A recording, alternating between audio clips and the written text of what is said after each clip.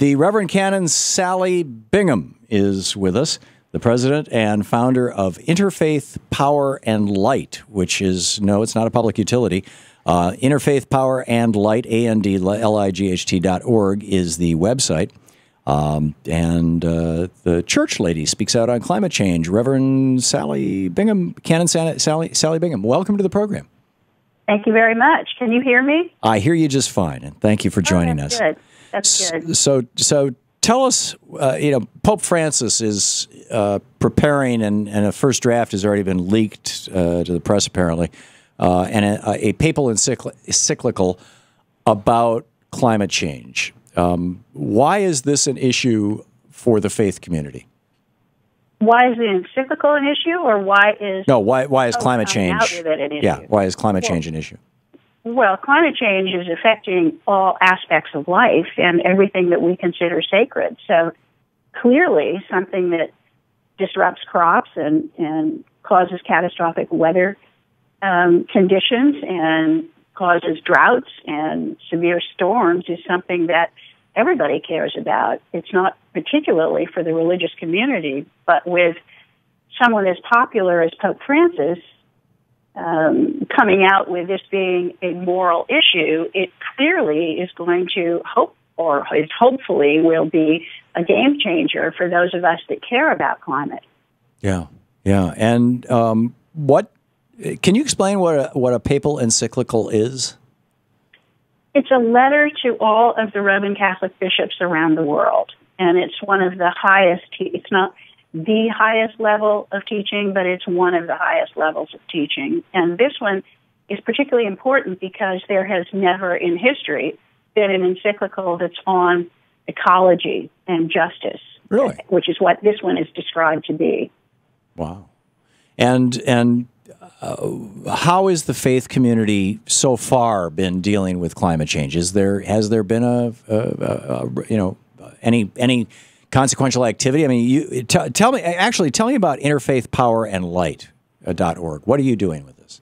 Well, 15 years ago, the Regeneration Project, which is our 501c3, launched a campaign called Interfaith Power and Light, with the idea that if congregations around the country would retrofit their buildings in environmentally sensitive ways, putting in energy-efficient appliances, educating the people in the pews about how important it is to be the stewards of creation.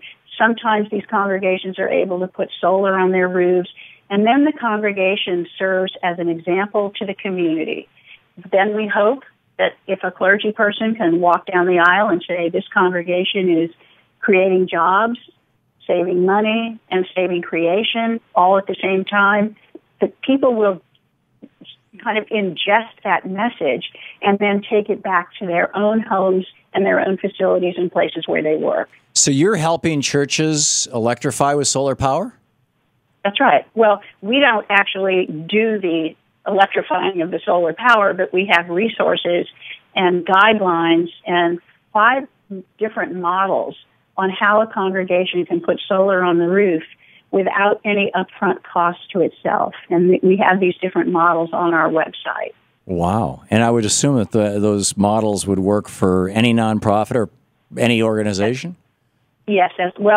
And of course, it's different between the secular buildings and the nonprofits, or between the nonprofits and the for-profits, in that the for-profits have been getting tax credits for years, but the nonprofits have not been getting those same credits. And we have done some political influencing to get the nonprofit world to be able to take credit, to be able to take a benefit for those credits. Right. And then some of the other ways it's done is through a third-party person that wants tax credits, and the person can donate the solar to that congregation and get a tax credit.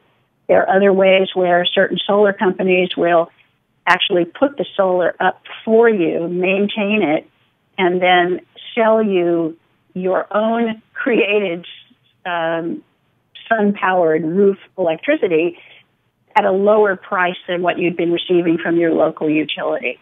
And these different models and ways of doing it are on our website that people can go and look at and say, oh, well, this might work for us. Sometimes you have a member of a congregation who will put solar on the roof in memory of a loved one. That's great. So not only are you preaching the work, you're doing the work. I mean, it's... Oh, absolutely. We are doing what you would call putting our faith into action. Right, right. And are there...